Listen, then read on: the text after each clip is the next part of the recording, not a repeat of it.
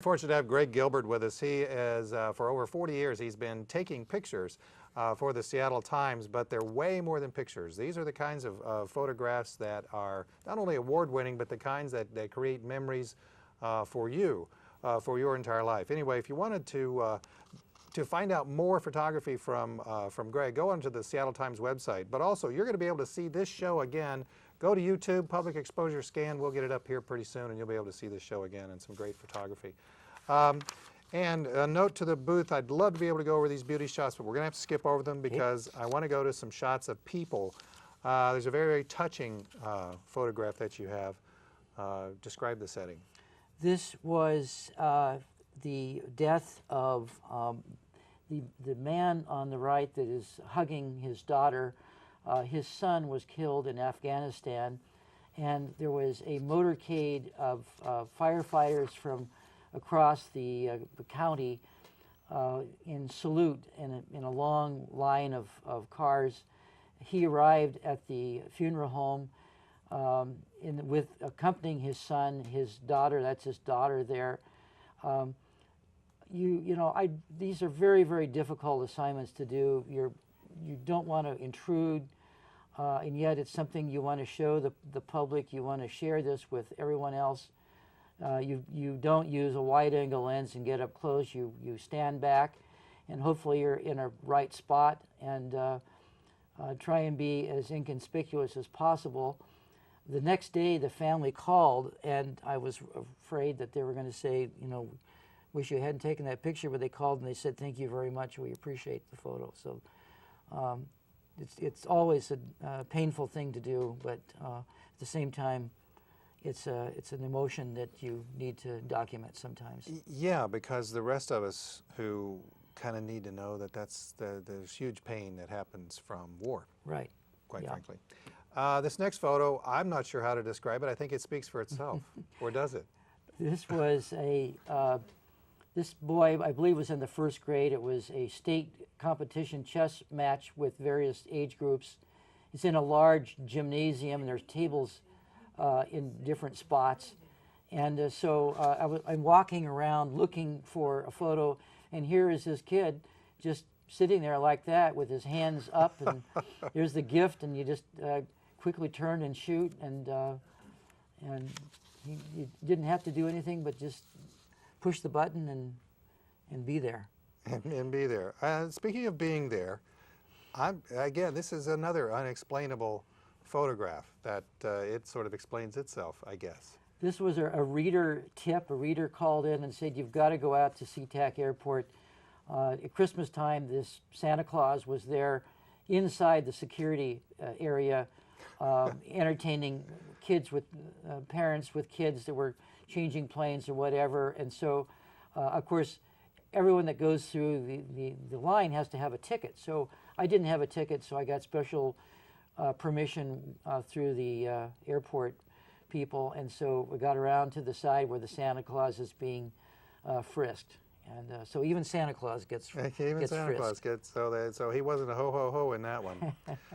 Now, sometimes as a photographer, you have to kind of go in some unusual places to be able to get the shots, don't you? That's right. I guess there's times where you're laying flat on the ground, and there might be times where you're up in the air. Let's go to this next photo. Black and white. This is Fred Noble, who every year would, for many years, place the Christmas lights on the King TV tower. Fred is no longer doing this, but the lights are still going up every year.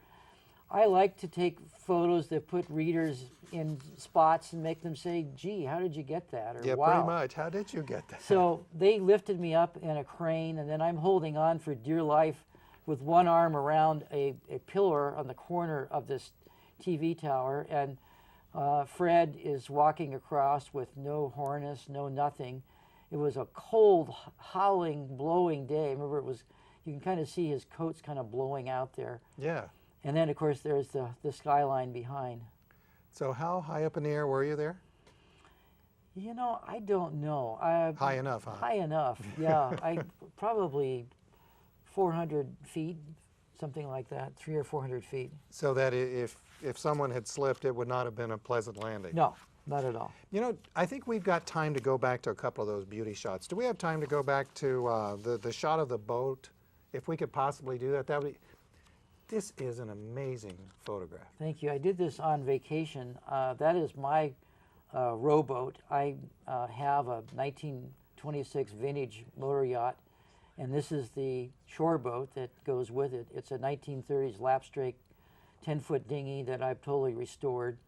And I was rowing ashore. This is in Fox Cove on Susha Island, and it was very, very foggy morning. I rowed ashore to walk around, and I'm pulling the line up, and I turned around, and of course I've always got a camera around my neck, and the ripples in the water and the oars, and it's almost like the boat is in color and everything else is black and white. It's I'm very proud of that photo. So really all of like your it. photos, they're all untouched. These are real, raw, and natural. That's right. That's right. There no digital enhancement.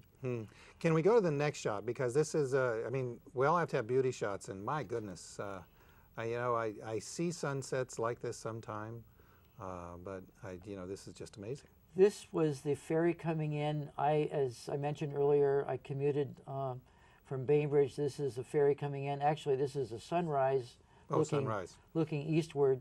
The ferry is coming in to pick us up in the morning to take us all into Seattle. And there is a gate that comes down, kind of a semaphore gate. And if I stood behind the gate, I'd have that in the photo. Well, of course, that's not going to work for me. So I actually jumped over the gate and got enough pictures until one of the ferry people grabbed me and pulled me back across into the safe area. But the bottom line is I got the picture. So have you ever been arrested? No, I've come close. You know, if you get arrested, then you can't take pictures anymore. So you kind of know how far to exceed, and you know, you always want to obey what the officers say. But sometimes there's a picture that you want to shoot, and so you kind of figure out a way to sort of step around here or there. And you know, we covered all of the various anti-war riots in the 70s, and there were photographers that did get arrested. But you know, once you're inside the paddy wagon, you can't take pictures anymore. So you want to stay as close to the front lines as you can and still get the picture. Now you took pictures at WTO, didn't you? I did. Now we don't have any of them, but I mean, that was a bit scary in and of itself, wasn't it? It was. In fact, the Times photographers, there were 10 of us involved with WTO, and we were nominated, and we were one of 3 finalists for the Pulitzer that year. Oh, wow. We didn't win. I think the Pulitzer that won was in Denver of some mass shootings or of some kind there. So, I mean, but is that kind of assignment, the WTO assignment, is that the kind that you want to have, or do you prefer the beauty shots? Do you prefer athletics?